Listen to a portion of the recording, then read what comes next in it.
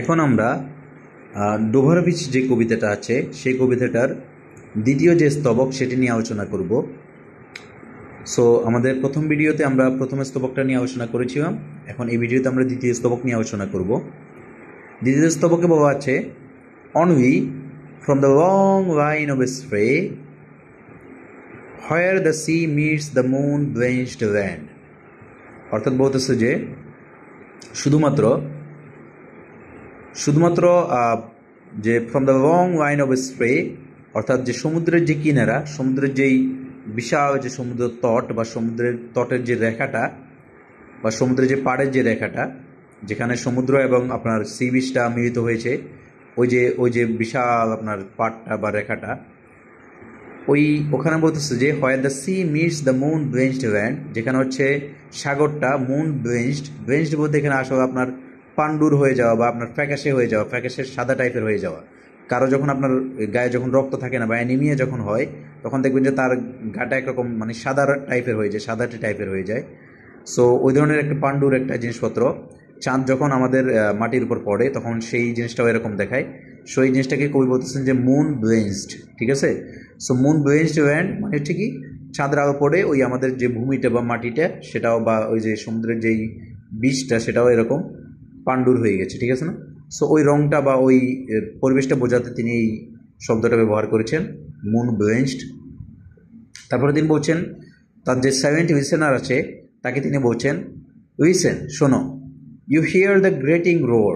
তিনি বলতেছেন তুমি শুনতে পাচ্ছ এবং তুমি শোনো। যে গ্রেটিং রোর মানে হচ্ছে যে সমুদ্রের পানি যখন নুড়ি পাথরগুলোর উপর এসে পড়ে, যখন নুড়ি পাথরগুলো একটু সিটকে সিটকে একটা আরেকটার উপর পড়ে, তখন সে ধরনের একটা আওয়াজ হয়, তখন সেটাকে বলতেছে গ্রেটিং রোর, মানে ওই ধরনের গ্রেটিং রোর। গ্রেটিং বলতে আসলে আমরা ওই যে যখন কোনো কিছু ছাঁকি বা ধরো যে আমরা অনেক সময় যখন বিল্ডিং যখন দেয় তখন হচ্ছে একটা আমরা এই দেখি এরকম চাকনির ভিতর এরকম বালি দিয়ে এরকম করে।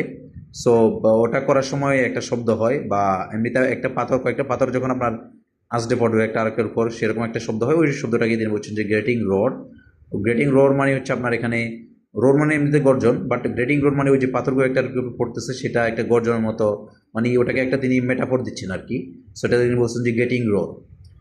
তারপর তিনি বলতেছেন যে অফ পিবস মানে ওই যে নুড়ি পাথরগুলো। যে গ্রেটিং রোডটা কাদের, সেটা হচ্ছে নুড়ি পাথরগুলো, ঠিক আছে, একটা আরেকটার উপর পড়ে যে শব্দটা তৈরি করতেছে, সৃষ্টি করতেছে। So which the waves draw back and ফি, বলতেছে যে এই যে নুড়ি পাথরগুলোকে যেই সমুদ্রের যে আপনার এই পানির যে স্রোতটা বা প্রাণীর যে আপনার এখানে ঢেউটা, সে ঢেউটা কি করতেছে, তাদেরকে একবার এদিকে একবার নিজের দিকে টেনে নিচ্ছে, আবার দরজা ছুড়ে দিচ্ছে। তো আপনার কোন দিকে ছুড়ে দিচ্ছে, অ্যাট দেয়ার রিটার্ন, মানে পাথরগুলোকে একবার সমুদ্রের উপর থেকে, সমুদ্রের যে তট বা সমুদ্রের যে আপনার বীজ, সেই বীজ থেকে একবার নিয়ে সে হচ্ছে তোমার সমুদ্রের ভিতর নিয়ে যাচ্ছে ঢেউগুলো। আবার সেই ঢেউগুলো সেখান থেকে ঢেউ থেকে আবার সে হচ্ছে সমুদ্রের যেখানে সে আগে ছিল সেই জায়গাটা আবার ফেরত দিচ্ছে। এভাবে করে পাথরগুলো এক জায়গা থেকে আরেক জায়গায় যাচ্ছে, ঠিক আছে, একবার এখান থেকে এখানে যাচ্ছে, আবার এখান থেকে এখানে আসছে। সো এটাই বলতেছে কবি, at the return up the high stand. এবং হচ্ছে তারা আগে ছিল আপনার ওই যে উপরে যে হাই স্ট্যান্ড, মানে কি ওই যে সমুদ্রের যে তট বা সমুদ্রের যে পার্ট বা যে সি বিচ সেখানে ছিল, সেখান থেকে একবার পানির ভিতর যাইতেছে, আবার পানি থেকে আবার সেই সমুদ্রের তটে চলে আসতেছে, এটাই বলতেছে। সো বিগিন অ্যান্ড সিজ, সেই যে ঢেউগুলো একবার বাড়তেছে কমতেছে, এবং ঢেউগুলো বাড়ার সাথে সাথে একবার এদেরকে টেনে নিতেছে আবার আনতেছে। সে ওই যে শব্দটা হইতেছে সেটাও একবার শুরু হইতেছে, আবার সেটা কমে যাইতেছে বা আবার বন্ধ হয়ে যেতেছে, আবার শুরু হইতেছে, আবার বন্ধ হয়ে যেতেছে, এরকম একটা জিনিসপত্র ওয়েভ এটা চলতেছে আর কি। সো একই সাথে ওয়েবটাও যেতেছে, ওয়েবের সাথে সাথে শব্দটা এরকম আপস অ্যান্ড ডাউনস, বা আপনার একবার শুরু হইতেছে আবার কমে যাইতেছে, আবার শুরু হয়েছে আবার কমে গেছে, এই ব্যাপারটা। সো তারপর কি বলতেছে, অ্যান্ড দেন অ্যাগেইন বিগিন, বুঝছে, কমে যাচ্ছে, শুরু হয়েছে কমে গেছে, আবার শুরু হয়েছে আবার কমে যাবে, এই ব্যাপারটা আর কি, ঠিক আছে না। এবং সেটার সাথে কি করছে দেখেন, উইথ ট্রিমিউলাস ক্যাডেন্স ফ্লো, এবং তারা এই যেই শব্দগুলো তৈরি করতেছে সেই শব্দগুলোর যে ক্যাডেন্সটা বা সেই শব্দগুলোর যে সুরটা, সেই সুরটা কবির কাছে মনে হতেছে না, সেই সুরটা মনে হচ্ছে কাঁপা কাঁপা কোনো একটা সুর, ঠিক আছে না। মানুষজন যদি কেউ একজন ভয়ত্ব গলায় কথা বলে তখন তার গলাটা যেরকম কাঁপা কাঁপা শোনা যায়, ওইরকম নুড়ি পাথর যে শব্দগুলো সেগুলোকে কাঁপা কাঁপা শোনা যাচ্ছে। সো কবি এখানে এই জিনিসটা বলতেছেন।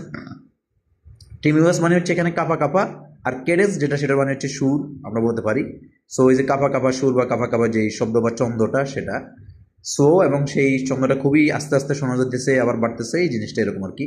And bring the eternal note of sadness in, এবং এই যে আপনার নুড়ি পাথর যে শব্দটা বা সমুদ্রের ওয়েভের যে বা সমুদ্রের ঢেউয়ের যে শব্দটা, সেটা আমাদের যে দুজন আমরা আছি বা যারা মানুষ আছে তাদের মনে একটা এটার্নাল বা একটা অন্য জাগতিক বা অন্য জগতের একটা আপনার এই স্যাডনেসের যে ব্যাপারটা, অন্য জগতের যে একটা মেলানকোলির যে ব্যাপারটা, অন্য জগতের যে একটা দুঃখবোধের যে ব্যাপারটা, সেটা আমাদের মধ্যে যেন নিয়ে আসছে।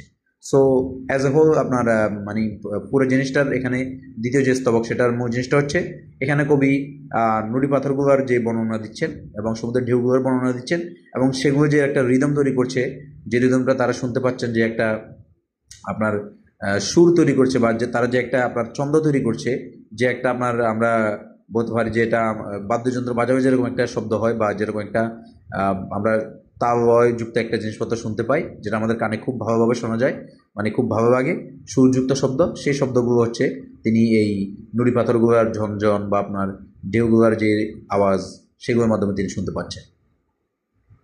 সো অ্যাজ এ হোল আমার এখানে মূলত আমার এই প্রকৃতির যে বর্ণনা বা নুড়ি পাথরগুলো বা প্রকৃতির যে বর্ণনা বা আমরা যদি বলতে পারি যে এখানে আপনার অডিটরি যে আমাদের এই সেন্স আছে, সেই অডিটরি সেন্সটাকে এই এই এই এই যে ইমেজারিগুলো তিনি এখানে করেছেন, সেই ইমেজারিগুলো বা সেই সিম্বলগুলো, সিম্বল বলবো না, আমরা এখানে ইমেজারি বলবো, এই ইমেজারিগুলোর মাধ্যমে আমরা মূলত আমাদের অডিটরি যে সেন্সটা আছে, সেই অডিটরি সেন্স বা আমাদের শ্রবণের যেই সেন্সটা আছে, সেই সেন্সটাকে আমরা হচ্ছে এখানে স্যাটিসফাই করতে পারি, এবং সেই শ্রবণমূলক বা অডিটরি যে আপনার ইমেজারি, সেই ইমেজারিগুলোর মধ্যে আমরা এখানে দ্বিতীয় স্তবকের মধ্যে আমরা পাই।